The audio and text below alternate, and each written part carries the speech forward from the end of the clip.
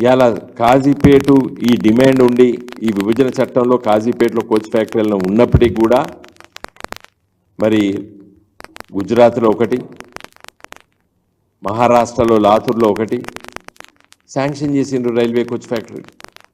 కాజీపేటలో ఎందుకు చేయడం లేదు? తెలంగాణలో ఎందుకు చేయడం లేదు? ఇదే కాదు, ఐటీఏఆర్ ఎగ్గొట్టిండ్రు 10 సంవత్సరాలే. పదుల సంఖ్యలో మేము పోయి మరి రిప్రజెంటేషన్స్ చేసినాం. కొత్త జిల్లాలకి నవోదయ విద్యాలయాలు రావాలి.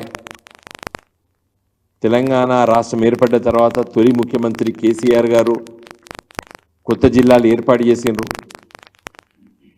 నవోదయ విద్యాలయాలు అంటే గ్రామీణ ప్రాంతాల్లో చదువుకున్నటువంటి పిల్లలకి మాత్రమే రెసిడెన్షియల్ స్కూల్స్ అవి.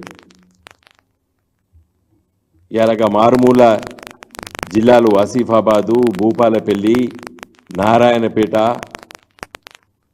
అంటే దూర ప్రాంతాల్లో ఉన్నటువంటి గ్రామీణ ప్రాంతాల్లో ఉన్నటువంటి జిల్లాలను చేసి కేసీఆర్ అభివృద్ధి పందాల్లో తీసుకుపోయడానికి ఆలోచన చేసి పదుల సంఖ్యలో మరి విజ్ఞప్తి పత్రాలు ఇచ్చినాం మంత్రులకి, ప్రధానమంత్రి గారికి. నేనే పార్లమెంట్లో 10 సార్లు మాట్లాడిన నవోదయ విద్యాలయాలు కావాలని. మరి ఈ బడ్జెట్ సమావేశాలు రేపు 23 నుంచి వస్తున్నాయి.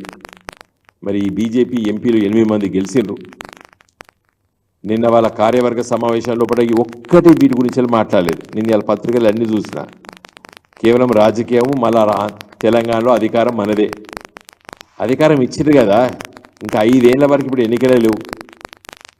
మళ్ళీ అధికారం గురించి ఎందుకు మాట్లాడాలి మీరు? ఈ అభివృద్ధి గురించి మాట్లాడండి. రేపు బడ్జెట్లో ఆంధ్రప్రదేశ్కి పెట్రోకెమికల్ ఫ్యాక్టరీ రిఫైనరీ ఇచ్చిన తర్వాత తెలంగాణకు కాజీపేటలో కోచ్ ఫ్యాక్టరీ ఎందుకు ఇవ్వకూడదు? మీరు ఎందుకు డిమాండ్ చేయరు మోడీ గారిని? ఎందుకంటే మొన్ననే ఎన్నికలైనా నేను ఎక్కువ తీవ్ర స్థాయిలో విమర్శించదలుచుకోలేదు. అట్లీస్ట్ నేను కోరేది ఏంటంటే ఆంధ్రప్రదేశ్కి ఈ ఆయిల్ రిఫైనరీ ఏదైతే శాంక్షన్ చేసే సందర్భంలో తెలంగాణ కూడా కాజీపేటలో కోచ్ ఫ్యాక్టరీని శాంక్షన్ చేయాలని చెప్పి నేను డిమాండ్ చేస్తున్నా. రేపు బడ్జెట్లో వస్తుందని చెప్పి ఈ పత్రికా ముఖంగా మరి ఇది చాలా పెద్ద వార్త వచ్చింది పేపర్లో. కాబట్టి ఈ ఎకనామిక్ టైమ్స్ అంటే వాళ్ళు బడ్జెట్ తయారైతే వాళ్ళు చుట్టే తిరుగుతుంటారు వీరు, ఈ పేపర్స్ అందరూ, ఈ జర్నలిస్టులు. What's happening in the budget అనేది వాళ్ళు ప్రోబ్ చేస్తుంటారు. మరి అలాంటి ప్రముఖ పత్రిక మరి ప్రచురించింది. ఇన్ని వేల కోట్ల రూపాయలు BPCL, Bharat petroleum corporation limited కోస్తా తీరాన మరి ఏర్పాటు చేస్తుంది ఆంధ్రప్రదేశ్ కని. కాబట్టి నా రిక్వెస్ట్ ఏంటంటే వెంటనే ఈ కాజీపేటలో తెలంగాణకి ఆ స్థాయిలో ఒక పరిశ్రమను మీరు బడ్జెట్లో శాంక్షన్ చేయాలని చెప్పి నేను కోరుతున్నాను. మిగతా విషయాలు ఏవైతే గుట్టిండ్రు చాలా రోజుల నుంచి అవన్నీ కూడా ఈ వచ్చే కొంతకాలం వరకైనా రాజకీయాలు, ఎన్నికలు, రాజకీయాలు పక్కన పెట్టి ఈ అభివృద్ధి వైపు ఆలోచించాలని చెప్పి ఒక తెలంగాణ ఉద్యమకారుడిగా, అభివృద్ధిని ఆకాంక్షించేవాడిగా నా విజ్ఞప్తి. తెలంగాణ ఉద్యమ పార్టీ నుండి గెలిచిన వాళ్ళు తెలంగాణ రాష్ట్రాన్ని మంచిగా అభివృద్ధి చేస్తామని చెప్పే వీళ్ళు వేరే వేరే పార్టీలకి వెళ్ళి వచ్చిన వాళ్ళు మళ్ళీ చాలా రాజకీయాలు, చాలా విషయాలు ప్రస్తావిస్తూ విమర్శిస్తూ పోతున్నారు. నేను ఒకటే చెప్తానండి, తెలంగాణ తెస్తామని చెప్పినాం, తెలంగాణ తెచ్చి చూపించినాం. తెలంగాణ అభివృద్ధి చేస్తామని చెప్పినాం, తెలంగాణ అభివృద్ధి చేసి చూపించినాం.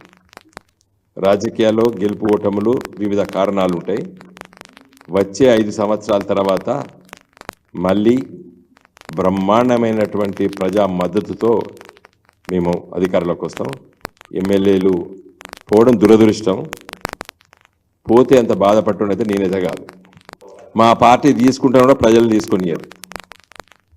ప్రజలు అంత ఆగ్రహంతో ఉన్నారు. ఇప్పుడు వీళ్ళు చేసేటువంటి చేష్టల్ని ప్రజలు చూస్తున్నారు. ఎవ్వరు ఎట్టి పరిస్థితుల్లో కూడా కొత్త తరాన్ని లేపుతాడు కేసీఆర్, కొత్త తరాన్ని.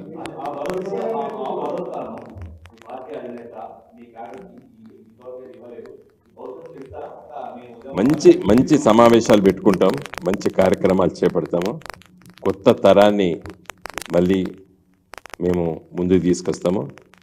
డెఫినెట్గా ఒక బంగారు బాట ఈ పార్టీ కొత్త తరానికి చూపిస్తుంది.